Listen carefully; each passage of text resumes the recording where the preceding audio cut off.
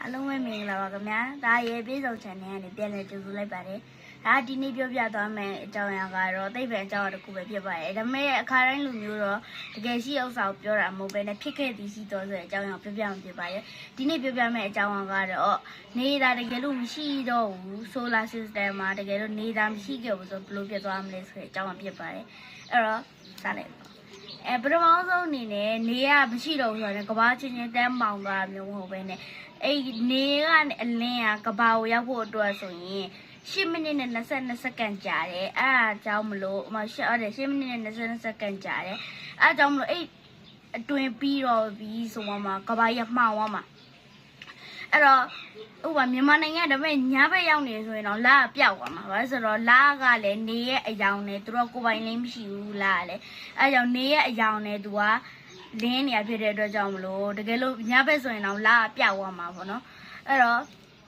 ့နေဘက်ဆိုရင်လည်းအဲ့ဘယ်လိုပြောညနေဘက်တဖြည်းဖြည်းရောက်သွားတဲ့ပုံစံမျိုးအဲ့10မိနစ်22စက္ကန့်အတွင်းမှာအဲ့လိုပုံစံမျိုးဖြစ်သွားပါမယ်အဲ့လိုမျိုးချင်းမောင်သွားမျိုးမဟုတ်ပဲတဲ့အဲ့တော့ဖြစ်လာမဲ့ဟိုဟာတွေကတော့ပထမဆုံးအနေနဲ့နေအောင်ကြီးပေါ့နော်အဲ့ဒီ10မိနစ်22စက္ကန့်အတွင်းကိုတော့မှကျတို့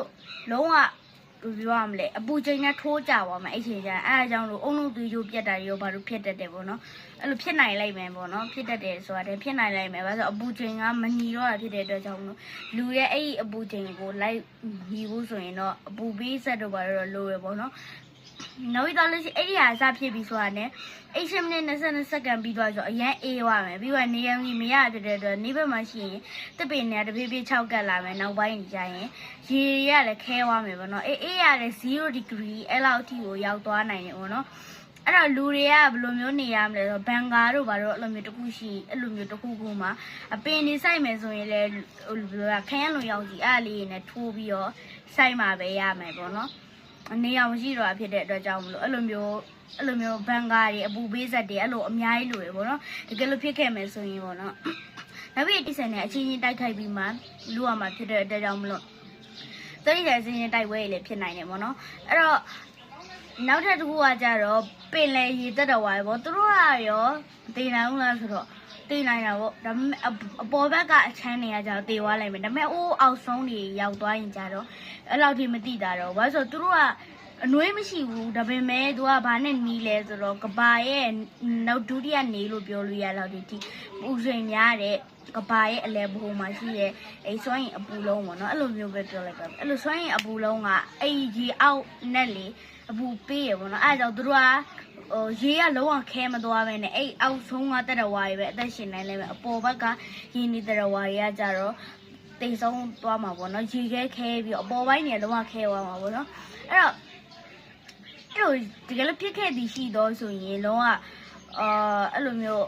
းလုံးဝတိတ်ဆိတ်သွားမှာဗျာငှက်တွေပါဆိုလဲသူတို့ကအစာထွက်ရှာလို့မရတော့မှောင်သွားတာဖြစ်တဲ့အတွက်ကြောင့်မလို့လုံးဝမြင်ဖို့ဆိုတာလည်းမဖြစ်နောက်ရဲ့အလင်းလို့ပါလို့ဆိုတာလည်းမရှိတလောက်ကိုရှားသွားလိုက်မယ်ပေါ့နော်အဲ့လိုအလင်းဆိုလာအလင်းဆိုတာလည်းမရှိတော့ဘူးမရှိတော့ဘူးပေါ့နော်အဲ့တော့အဲ့နေမရှိတော့ဘူးဆိုရင်ကဘာရဲ့အပေါ်မှာတော်တော်တက်ရောက်မှုရှိတယ်ဒုတိယနောက်ထပ်အဲ့ဒါတစ်ထပ်ပူဆိုတာဆိုနေမရှိတော့ဘူးဆိုတာ ਨੇ အဲ့ဒီအကွင်းတွေကချင်းပြောက်အောင်အကွင်းဆိုတာကြောပြောဟိုနေရဆွင်းရင်အားအဲ့ဒီ solar system အဲ့ဂျိုယိုညှိအောင်လုပ်ပေးထားတဲ့အဲ့ line လေးပေါ့နော်အဲ့ line လေးတွေချင်းပြောက်သွားမှာဖြစ်တဲ့အတွက်ကြောင့်မလို့အဲ့ဒီကဘာကပါဟိုဖြစ်ရှင်တိုင်းနေဖြစ်နောက်ပြီးတိုက်ချင်တိုင်းမှာတိုက်ကုန်မှာပေါ့နော်ဥမာမားဂျိုနဲ့ကျော်တို့ဂျိုနဲ့ပေါ့နော်တိုက်သွားတာဖြစ်ဖြစ်ဂျိုပီတာနဲ့တိုက်သွားပြီးအဲ့လိုမျိုးလမ်းကြောင်းတွေကမတူညီတော့ပဲနဲ့တိုက်သွားမှဖြစ်တယ်ဒါပေမဲ့အဲ့အမျိုးကလည်းဖြစ်ဖို့ဆိုရင်တော့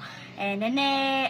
လွယ်မယ်တော့မထင်ဘူးပေါ့နော်အဲ့လိုမျိုးကဘာကလည်းသူ့လမ်းနဲ့သူဟိုကလည်းသူ့လမ်းနဲ့သူထွက်သွားတာမျိုးရှိလိုက်မယ်လို့တော့ထင်တယ်အဲ့တော့အဲ့လိုလွင်ထွက်သွားရဆိုအေ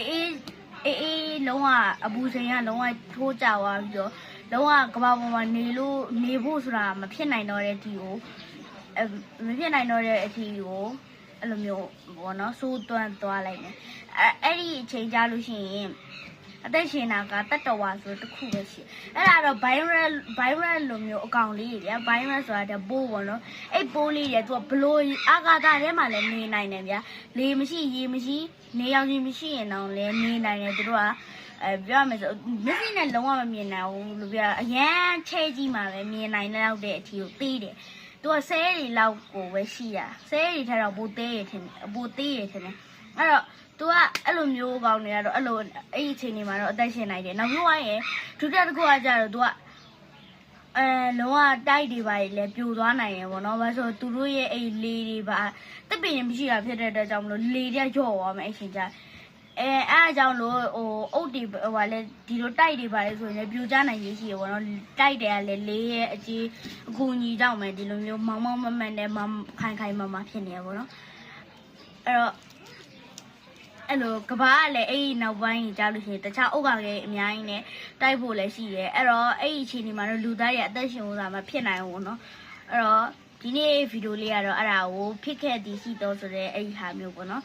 နောက်နေ့ကျရင်အဲ့လိုမျိုးဗီဒီယိုလေးတွေကိုဆက်လက်တင်ပေးပါမယ်ကျွန်တော်ရဲ့ဟိုဟာကိုကျွန်တော်ရဲ့အကောင့်ကို channel ကိုနေပြီး like and subscribe လုပ်ပေးသွားကြပါအဲ့လိုပြောချင်ပါတယ်အဲ့တော့ဒီနေ့ကျွန်တော်ရဲ့ဗီဒီယိုကြည့်ယူပေးရတဲ့အတွက်အားလုံးကျေးဇူးတင်ပါတယ်ခင်ဗျာ